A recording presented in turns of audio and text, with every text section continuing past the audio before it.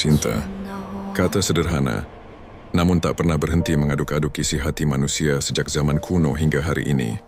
Dari puisi Romawi, tragedi Yunani, hingga lini, masa media sosial hari ini, cinta terus jadi magnet. Tapi bagi para filsuf stoik, cinta bukan sekadar perasaan hangat di dada. Ia adalah ujian. Ujian atas pengendalian diri, ujian atas akal sehat, ujian atas keikhlasan. Stoikisme tidak melarang cinta, tidak juga mendorong kita menjauhinya. Tapi para stoik mengajak kita untuk mencintai dengan cara yang sangat berbeda dari yang dunia ajarkan. Dunia ingin kita jatuh cinta, stoik mengajarkan untuk bangkit dalam cinta. Dunia menginginkan drama, stoik menawarkan kedamaian. Epictetus, seorang budak yang jadi filsuf besar, pernah berkata, "Ketika kamu mencintai seseorang, ingat bahwa kamu mencintai makhluk fana, bahwa kamu mencintai sesuatu yang bisa hilang kapan saja."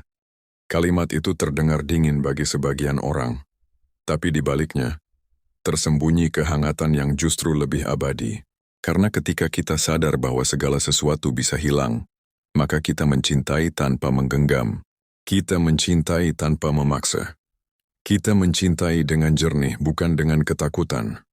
Marcus Aurelius pun pernah menulis dalam Meditations, "Saat kamu mencium anakmu di malam hari, bisikan dalam hati, besok ia bisa saja tiada." Bukan untuk menjadi pesimis, tapi agar kamu mencintainya lebih dalam, lebih murni, lebih penuh kesadaran. Begitu juga dalam cinta pada pasangan, stoikisme tidak menuntut kita menjadi batu. Tapi stoikisme melatih kita agar cinta tidak menjadi penjara. Kita bisa mencintai seseorang sepenuh hati, tapi tetap ingat bahwa ia bukan milik kita. Ia bukan bagian dari tubuh kita. Ia adalah bagian dari dunia luar. Sesuatu yang tak bisa kita kendalikan sepenuhnya. Dan justru karena itulah, kita harus mencintai dengan bijak. Luka terbesar dalam cinta seringkali muncul dari harapan yang tak realistis. Kita berharap pasangan selalu mengerti, selalu hadir, selalu seperti yang kita bayangkan. Tapi dunia tidak tunduk pada harapan kita. Bahkan manusia yang paling mencintaimu pun punya kehendak sendiri, punya luka sendiri, punya perjalanan yang tak selalu searah denganmu. Seneca mengatakan, kebahagiaan adalah hidup selaras dengan alam. Dan dalam hal cinta, alam berkata, segalanya berubah. Wajah yang kita cintai akan menua. Pelukan yang kita rindukan bisa saja tak lagi ada. Janji yang dulu diucapkan bisa saja tak ditepati. Tapi bukan berarti kita harus pahit. Justru disitulah cinta yang sejati diuji. Apakah kita tetap bisa mencintai tanpa menggenggam?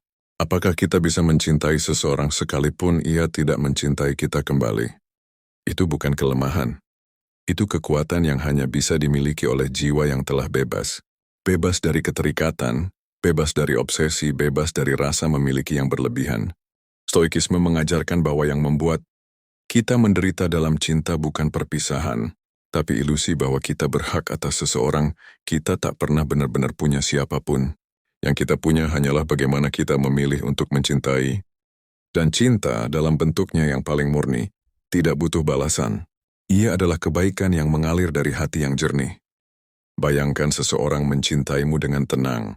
Ia tidak menuntut, tidak mengikat, tidak cemburu membabi buta, tidak mengancam pergi. Setiap kali kamu berbeda pendapat, ia hanya hadir, menjadi tempat pulang yang lembut, menjadi cermin yang jujur, menjadi cahaya yang tidak membakar.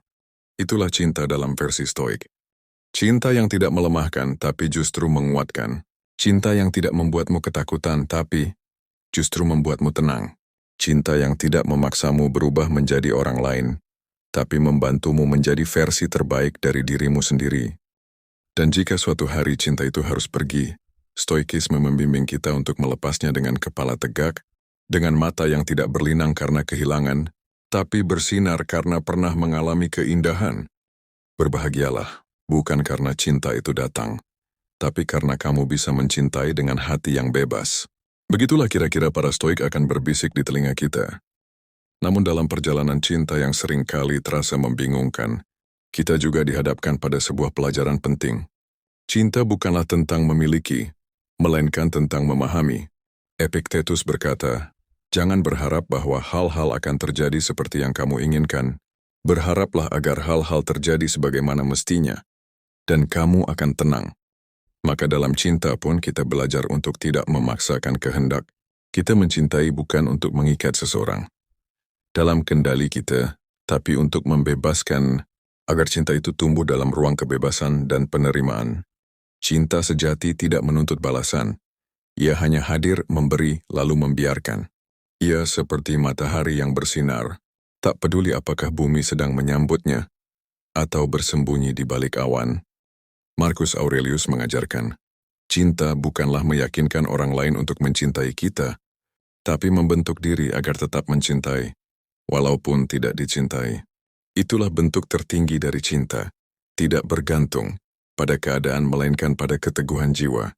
Seringkali, rasa sakit dalam cinta bukan karena kehilangan orang lain, melainkan karena kehilangan kendali atas ekspektasi kita sendiri. Ketika seseorang berubah, ketika hubungan tak berjalan seperti harapan, ketika rasa itu tak lagi dibalas, kita merasa ditinggalkan. Tapi bagi jiwa yang telah bersahabat dengan kebijaksanaan, semua itu bukan kehilangan. Itu adalah pelajaran. Pelajaran untuk mencintai tanpa menggenggam, untuk merelakan tanpa merasa terbuang. Seneca pernah menulis, kita menderita lebih banyak dalam imajinasi daripada dalam kenyataan. Dalam cinta pun demikian. Kita sering menderita bukan karena cinta itu sendiri, melainkan karena pikiran-pikiran negatif yang kita ciptakan tentang cinta. Kenapa dia berubah? Apa aku kurang? Kenapa harus aku yang terluka? Semua itu adalah bayangan pikiran yang melemahkan hati kita sendiri, padahal cinta tidak pernah salah. Yang keliru hanyalah cara kita memahaminya.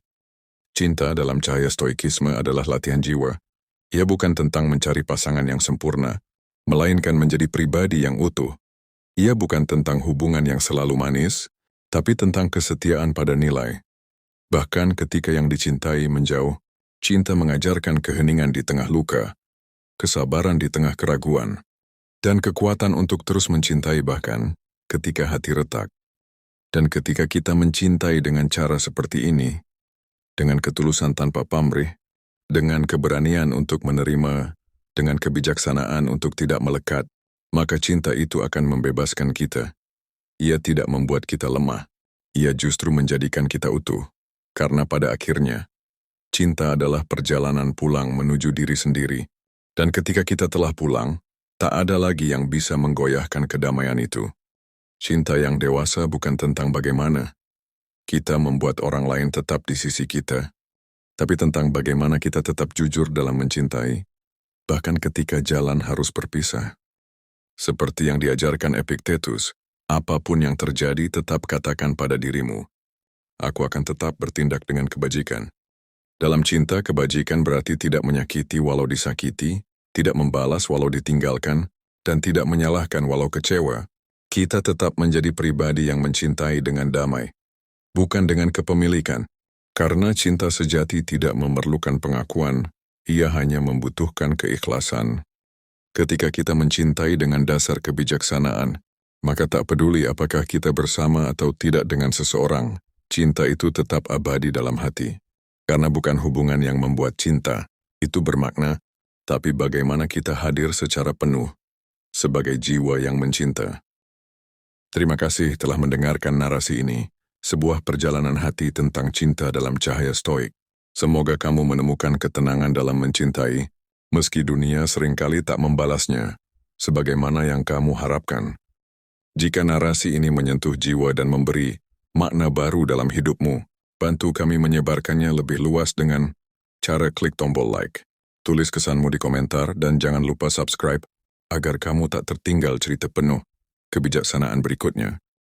Sampai jumpa di video selanjutnya. Tetaplah menjadi jiwa yang mencintai, dengan keteguhan, dengan kebajikan, dan dengan tenang.